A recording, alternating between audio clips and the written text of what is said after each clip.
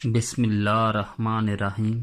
میری دوستوں سے گزارش ہے کہ ویڈیو کو لائک کریں، شیئر کریں اور چینل کو سبسکرائب کر دیں، ساتھ میں بیل آئیکن کا بٹن بھی دبا دیں تاکہ نئے آنے والی ویڈیوز آپ تک پہنچتی رہیں۔ سلطان محمد فاتح کی شخصیت کا یہ پہلو اس وقت نمایاں ہو کر سامنے آیا جب انہیں یہ گمان گزرا کہ عثمانی بحریہ کے کپتان بالتا اوغلی سے قسطنطنیہ کے محاصرے کے دوران غلطی ہوئی ہے یا اس سے سستی کا مظاہرہ کیا۔ سلطان محمد فاتح نے انہیں یہ پیغام بھیجا، یا تو ان جہازوں پر قبضہ کر لو یا انہیں غرق کر دو، اگر ایسا نہ کر سکو تو پھر ہمارے پاس زندہ نہ لوٹنا۔ جب بالتا اوغلی اپنی مہم میں کامیاب نہ ہوا تو سلطان نے اسے معزول کر دیا، اس کی جگہ حمزہ پاشا کو بحریہ کا کمانڈر مقرر فرمایا۔ سلطان رحمت اللہ علیہ جنگی معرکوں میں بذات خود گھس جاتے اور اپنی تلوار سے خود جنگ کرتے۔ بلقان کے علاقوں میں لڑی جانے والی ایک جنگ میں بغداد کے فرمانروا اسکان کی طرف سے جیش عثمانی کو غارت کا سامنا کرنا پڑا۔ اصفہان اپنے لشکر کے ساتھ نہایت گھنے درختوں کے پیچھے چھپ کر بیٹھا ہوا تھا۔ جب مسلم لشکر ان درختوں کے قریب سے گزرنے لگا تو انہوں نے درختوں کے درمیان سے توپوں کے ذریعے شدید گولہ باری شروع کر دی۔ مسلم لشکر منہ کے بل گر پڑا اور قریب تھا کہ پورے لشکر میں یہ پریشانی پھیل جاتی۔ سلطان نے جوان مردی کا مظاہرہ کیا، بڑی توپوں کی پہنچ سے دور نکل گیا۔ ینگ شری فوج کے سپہ سالار محمد عطر افضولی پر اس لشکر کی پسپائی پر بہت تل ملائے اور للکار کر کہا، اے غازیو مجاہدو، اللہ کے سپاہی بن جاؤ اور اسلامی غیرت کا مظاہرہ کرو۔ ڈال ہاتھ میں لی، تلوار سونتی اور گھوڑے سے نیچے چھلانگ لگا کر دشمن کی طرف بڑھتا چلا گیا اور کسی چیز کی طرف مڑ کر نہ دیکھا، اور اس طرح اپنی فوج کے دلوں میں غیرت و اہمیت کی آگ لگا دی۔ سپاہی اپنے قائد کے پیچھے مردانہ وار بڑے جنگل میں گھس کر دشمن کے دوبدو ہوئے اور درختوں کے درمیان اپنی تلواروں سے وہ زور کی لڑائی کی کہ دشمن تھنک کر رہ گیا۔ یہ لڑائی چاشت کے وقت سے شروع ہوئی اور عصر اور مغرب کے درمیان وقت تک جاری رہی۔ عثمانیوں نے بغدادی لشکر کو پیش کر رکھ دیا۔ اصفہان اپنے گھوڑے گرا اور بڑی مشکل سے جان بچا کر بھاگا۔ عثمانیوں کو کامیابی نصیب ہوئی اور بہت بڑی مقدار میں مال غنیمت ہاتھ لگا۔ اس کا اندازہ آپ کی اس بے مثال سوچ سے لگایا جا سکتا ہے جس کے ذریعے آپ نے جہازوں کو بختاش جہاں لنگر انداز تھے سے شاخ زرین تک پہنچایا، اور یہ کام خشکی کے راستے جو دونوں بندرگاہوں کے درمیان واقع تھا جہازوں کو خشکی پر کھینچ کر کیا گیا۔ انہیں جنیوا کے جہازوں سے بچنے کے لیے غلطہ سے ہٹ کر یہاں پہنچنا پڑا اور اس طرح یہ مسافت 3 میل ہو گئی۔ 3 میل تک خشکی پر جہازوں کو چلانا کوئی آسان کام نہیں تھا، پھر یہ راستہ بھی اور کوئی ہموار نہیں تھا، اونچے نیچے پہاڑ اور ٹیلے تھے، لیکن اس کے بغیر چارہ بھی نہیں تھا، اور تھوڑے ہی وقت میں اس منصوبے پر کام شروع ہو گیا۔ راستہ ہموار کیا گیا، پھر لکڑی کے تختے بچھا کر ان پر چربی اور تیل ڈالا گیا، اور جب یہ چکنا ہو گئے تو انہیں اس طریقے سے راستے پر بچھایا گیا کہ جہاز خود بخود گھسیٹتے چلے گئے اور انہیں لے کر جانے میں کوئی زیادہ وقت کا سامنا نہ کرنا پڑا۔ اس دور کی مناسبت سے یہ ایک عظیم کارنامہ تھا۔ اس سے محمد فاتح کی فہم کی تیزی اور سریت تنقید واضح ہو کر سامنے آ گئی۔ اس نے ثابت کر دیا کہ محمد فاتح بلا کا ذہین تھا۔ سلطان نے شاہ قسطنطین کے نام خط بھیجا اور اس سے مطالبہ کیا کہ شہر حوالے کر دو تاکہ خون ریزی نہ ہو۔ اگر تم شہر میرے حوالے کر دو گے تو کسی کو کسی طرح کی تکلیف اور اذیت نہیں ہوگی۔ جو شہر میں رہنا چاہیں گے انہیں ہر طرح کی آزادی ہوگی، اور جو شہر سے جانا چاہیں گے اس سے تعارف نہیں کیا جائے گا۔ لیکن قسطنطین نے جب شہر سلطان کے حوالے کرنے سے انکار کر دیا تو سلطان نے پرعزم لہجے میں کہا، ٹھیک ہے، عنقریب قسطنطنیہ میں میرا تخت ہوگا، یہ پھر اس میں میری قبر ہوگی۔ جب لکڑی سے بنائیں گے بہت بڑے متحرک قلعہ کو بیزنطینیوں نے جلا کر ڈالا تو اس پر سلطان کا رد عمل تھا، کل ہم اس طرح کے 4 قلعے اور بنائیں گے۔ یہ چیز سلطان کی عظمت اور اپنے ہدف تک پہنچنے کے لیے ڈال جانے کا پتہ دیتی ہے۔ سلطان کے عدل و انصاف کے دنیا پر چرچے تھے۔ اسلامی شریعت کے مطابق آپ اہل کتاب سے حسن سلوک کا برتاؤ کرتے، انہیں ان کی تمام ذہب حقوق دیتے، کسی نصرانی کے ساتھ ظلم و زیادتی نہ کی جاتی، بلکہ سلطان نصرانی زائمہ کی عزت افزائی فرماتے، ان کے سرداروں کے ساتھ اچھا سلوک کرتے۔ سلطان کا نعرہ تھا، عدل سلطنت کی بنیاد ہے۔ ہم دیکھتے ہیں کہ جب یہ عظیم فرمانروا قسطنطنیہ جیسے ناقابل تسخیر شہر کو فتح کرتا ہے اور شہر میں داخل ہوتا ہے تو غرور تکبر نہیں کرتا، بلکہ اللہ تعالیٰ کا شکر بجا لاتا ہے اور کہتا ہے الحمدللہ، اللہ کریم شہداء کو اپنے جو رحمت میں جگہ عطا فرمائی اور مجاہدین کو جو عزت و بزرگی سے نوازے۔ میری قوم مسلمانوں کے لیے یہ فخر کی بات ہے، انہیں اس عظیم فتح پر اللہ کا شکر بجا لانا چاہیے۔ انہوں نے اس فتح کو اللہ تعالیٰ کا فضل و کرم خیال کیا اور اس لیے اپنے مالک و خالق کی اس مدد و نصرت پر اس کی رحمدلی اور شکر بجا، اور یہ بات ان کے مضبوط ایمان کی دلیل ہے۔ محمد فاتح علیہ رحمۃ اللہ کی زندگی کے بہت سے واقعات ایسے ہیں جن سے ان کی اخلاص اور اہلیت کا اندازہ ہوتا ہے۔ وہ دین اسلام کے بارے مخلص اور سختی سے اسلامی عقیدہ پر کاربان تھے۔ ان کی دعاؤں میں بھی اس بات کی جھلک دکھائی دیتی ہے کہ وہ کہا کرتے تھے، میری نیت اللہ تعالیٰ کے اس حکم کی اطاعت کرنا ہے اور جہاد کرو اللہ کے راستے میں۔ میرا جذبہ تمام کوششیں اور دین خداوندی کی خدمت کے لیے صرف کر دینا۔ میرا عزم، میں اپنے لشکر جو در حقیقت اللہ کا لشکر ہے کے ساتھ مل کر دشمنان اسلام کو مغلوب کر دوں۔ میری سوچ اللہ کے لطف و کرم کے طفیل کامیابی و کامرانی فتح حاصل کرنا ہے۔ میرا جہاد جان و مال کے ساتھ اطاعت خداوندی کے بعد دنیا میں اور رکھا ہی کیا ہے۔ میری امید اللہ کی تائید نصرت ہے اور دشمنان خدا پر سلطنت کا غالب ہونا ہے۔ آپ کے والد نے عبدالطفیلت سے ہی آپ کی تعلیم پر خصوصی توجہ دی، اس لیے محمد فاتح نے اس تربیتی نظام کے سامنے اپنا سر جھکا لیا، جس کی نگرانی اس کے دور کے معروف ترین علماء کا ایک گروہ کر رہا تھا، اور آپ نے قرآن کریم پڑھا، حدیث، فقہ اور اس دور کے عصری علوم جیسی ریاضی، فلکیات، تاریخ اور نظریاتی اور عملی اور عسکری علوم میں دسترس حاصل کی۔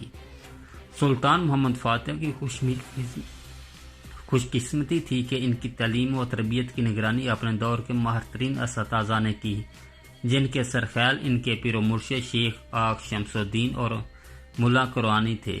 علامہ قرآنی عثمانی دور کے حکومت میں اس دور کے کئی مروجہ علوم میں انسائکلوپیڈیا کی حیثیت رکھتے تھے۔ محمد فاتح اپنے اساتذہ اور شیوخ کی تربیت سے بہت متاثر ہوئے اور یہ تربیت ان کے ثقافتی، سیاسی و عسکری رجحانات میں بہت نمایاں رہی۔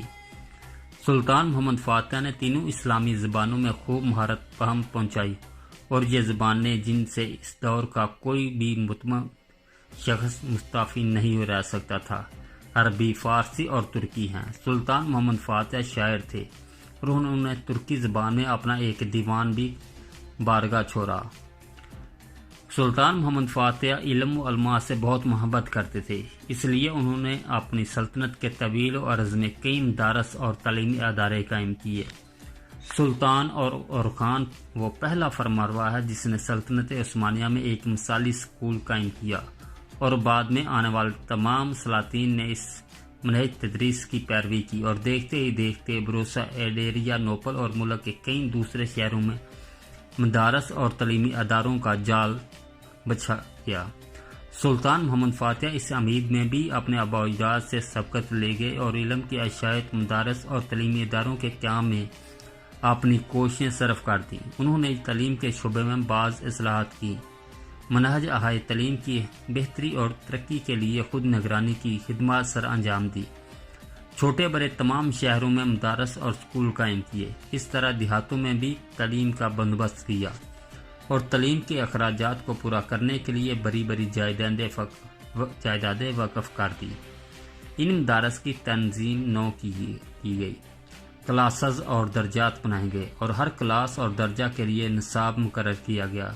امتحانات کا نظام واضح کیا، کوئی طالب علم ایک مرحلہ سے دوسرے مرحلے میں جانے کا مجاز نہیں ہوتا تھا، جب تک کہ وہ پہلے مرحلے کا نصاب اچھی طرح پڑھ کر امتحان نہ دے دیتا۔ سلطان محمد فاتح تعلیمی امور کی کڑی نگرانی کرتے تھے، خود اس بارے ہدایات دیتے تھے۔ کبھی کبھار طلباء کے امتحانات کے دوران حاضر ہو جاتے، وقتاً فوقتاً مدارس کا معائنہ کرتے۔ اساتذہ جو درس دے رہے ہوتے اس طلباء میں بیٹھ کر سنتے اور اسے اور خیال نہیں کرتے تھے۔ طلباء کو محنت، کوشش اور جدوجہد کی تلقین کرتے تھے، اور جو اساتذہ طلباء بہتر کارکردگی کا مظاہرہ کرتے انہیں احتیاط دیتے اور ان کی حوصلہ افزائی کرتے۔ بخل سے کام نہیں لیتے تھے۔ پورے ملک میں تعلیم مفت دی جاتی تھی اور اس پر طلباء کا کچھ خرچ نہ اٹھتا تھا۔ ان مدارس کے اندر جو نصاب تعلیم مروج تھا، ان میں تفسیر حدیث، فقہ، ادب، بلاغت، معانی، بیان، بدع اور ہندسہ کو خاص اہمیت حاصل تھی۔ قسطنطنیہ میں ان کی مسجد کے پہلو میں 8 مدرسے تھے، جہاں پر آخری مرحلہ کی تعلیم مکمل کروائی جاتی تھی۔ اس مدارس کے ساتھ طلباء کی رہائش کے لیے کمرے بھی تھے، سونے اور کھانے کے کمرے الگ الگ تھے۔ ہر طالب علم کو ماہانہ وظیفہ ملتا تھا۔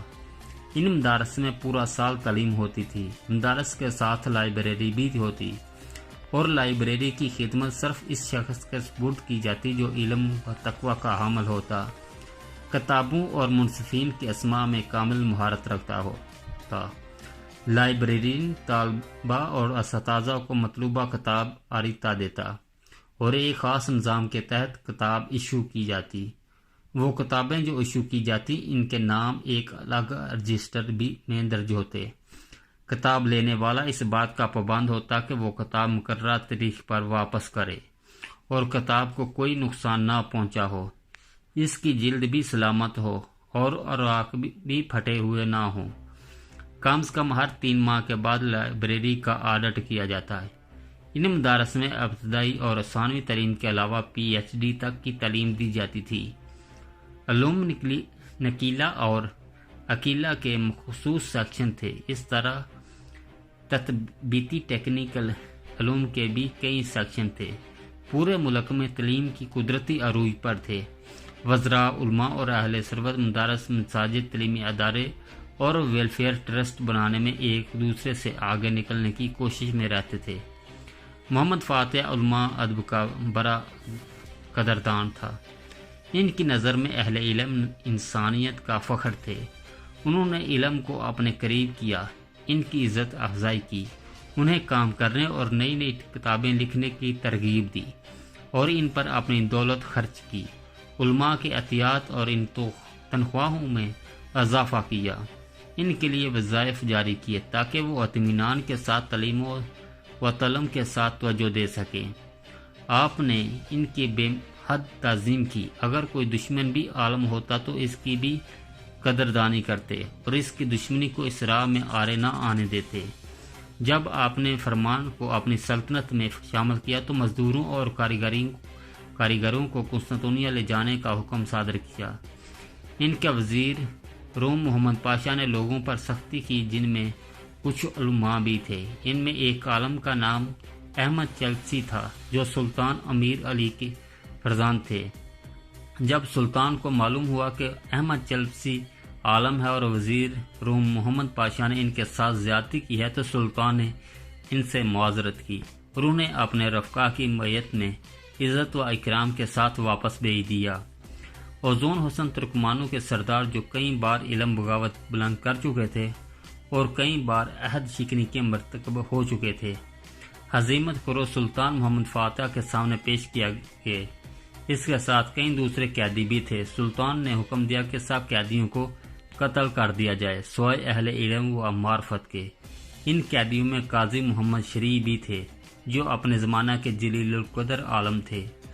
سلطان نے ان کی حدود درجہ تعظیم کی اور ان سے کئی قسم کا تعرض نہ کیا۔ سلطان محمد فاتح علماء اور اہل تقوی اور روح کا بڑا احترام کرتے تھے۔ کبھی کبھار معمولی غلطی پر آپے سے باہر ہو جاتا، لیکن بہت ہی جلد وہ اپنے وقار کی طرف لوٹ آتا اور علماء کی عزت کرنے لگتا۔ کتب و تاریخ بیان کرتی ہے کہ سلطان محمد نے اپنے ایک خادم کے ہاتھ علامہ قرآنی کے طرف شاہی فرمان بھیجا۔ ان دنوں علامہ قرآنی لشکر کے قاضی تھے۔ اس فرمان شاہی میں علامہ قرآنی نے کوئی بعض خلافت شروع کی، دیکھی تو آگ بگولا ہو گئے۔ فرمان شاہی کو پھاڑ کر پرزے کر دیا۔ سلطان کے خادم کی خوب پٹائی کی۔ سلطان کو اطلاع ملی تو وہ شیخ کے اس عمل سے بہت برہم ہوئے، فوراً انہیں اس کے عہدے سے معزول کر دیا۔ دونوں میں رنجش پیدا ہو گئی۔ علامہ قرآنی مصر چلے گئے، جہاں سلطان کے تبانی ان کا شاندار استقبال کیا، ان کی نہایت عزت و تکریم کی، انہیں ایک عرصہ تک اپنے پاس ٹھہرا۔ کچھ عرصہ بعد